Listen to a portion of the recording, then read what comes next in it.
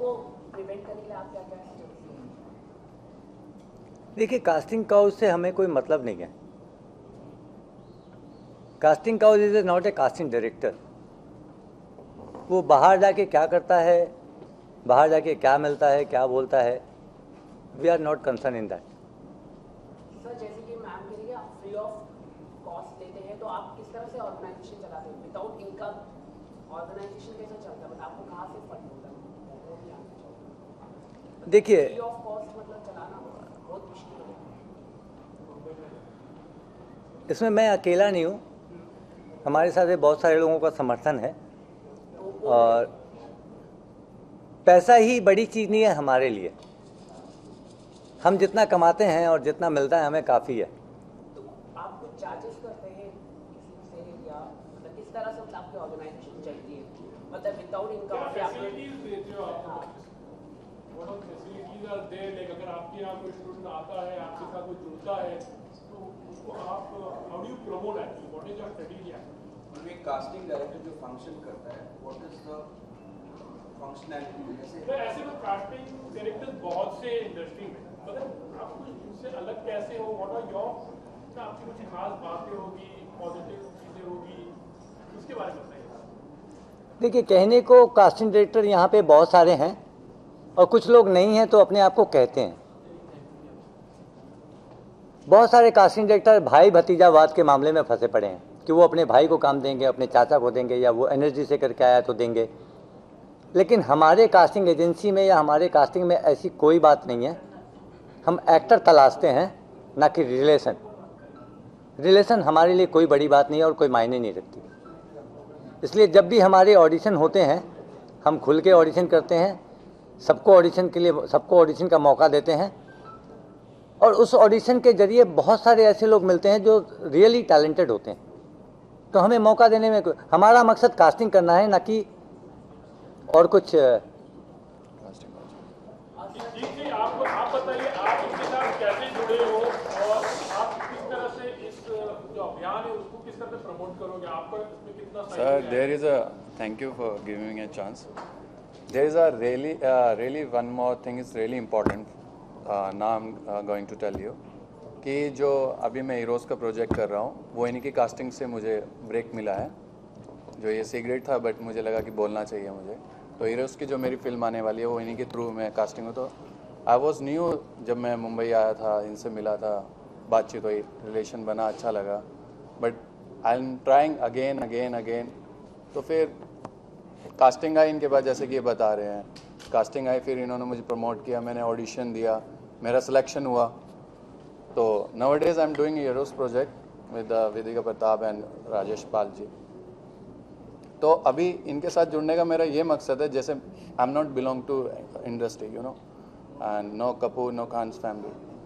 सो मैं एक मतलब मिडिल क्लास फैमिली से बिलोंग करता हूँ। तो उसमें क्या होता है, हम लोगों को बहुत ज़्यादा हार्डवर्क करना पड़ता है अपनी एक पहचान बनाने के लिए इंडस्ट्री में। उसके लिए हमारे साथ अच्छे लोगों का होना ज़रूरी है, जैसे कि हिमालय जी हैं। ये बहुत ही इंपॉर्टेंट है कि फ्री ऑफ कॉस्ट भी ये स्टूडेंट्स को प्रोवाइड करेंगे क्लासेस उनके लिए, चाहे वो अपनी जेब से दे। I don't know where from he get money. हमें वहाँ तक नहीं जाना चाहिए, हमें अच्छी सोच ये सोचनी चाहिए कि ये सोच रहे हैं। इस दिस एटमॉस्फेयर में अभी बहुत कम लोग हैं ऐसे जो इस बारे में सोचते हैं, आर्टिस्ट को प्रमोट करते हैं। नहीं तो आप कहीं पे भी जाइए, फॉर्म के चार्जेस होते हैं, वेबसाइट के चार्जेस होते हैं, क्लास ज्वाइन करने के चार्जेस होते हैं। बहुत सारे इंस्टीट्यूट हैं हमारी इंडस्ट्री में, बट इनका ऐसा नहीं है।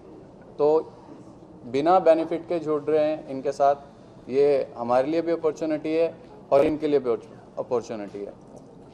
What have you to say, like how are you associated? Can you say something about Himalaya?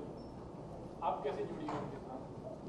जैसे मैंने बताया, मैं जुड़ी तो एक ऑडिशन के थ्रू थी और मुझे हिमालय सर ने काम दिलाया है, इनफैक्ट काफ़ी काम दिलाया है। तो फ़िलहाल आई वुड से कि मैं इसको प्रमोट करूँगी, एज इन अगर मैं किसी दूसरी जगह जाती हूँ तो मैं ये चीज़ बोल सकती हूँ कि हाँ, मैं इनसे जुड़ी थी और इन्होंने मुझे ये चीज़ दिलाई। तो मुझे वो बोलने में कुछ बुरा नहीं लगेगा या छुपाने जैसा नहीं होगा। तो that's how I am gonna promote it. आपने कौन-कौन से किरदार निभाया है जो इनके थ्रू आपको चांस मिला? जी, एक तो एड में मुझे मिला था, that was a lead role but in a YouTube ad, and दूसरा it's a upcoming movie of Yash Raj, so I'm gonna do a cameo in that, तो वो भी मुझे इनके थ्रू ही मिला है, so I'm thankful to him. इसके अलावा सर आपके पास कुछ फ्रेंचाइजीज भी होगी? पूरी इंडस्ट्री ढूंढ लेंगे तो 3 ऑप्शंस नहीं मिलेंगे, 3 बुड्ढे नहीं मिलेंगे। अगर आपको 5 की कास्टिंग करनी पड़ेगी तो आपको मेकअप करना पड़ेगा, और वो मेकअप बहुत कॉस्टली होता है।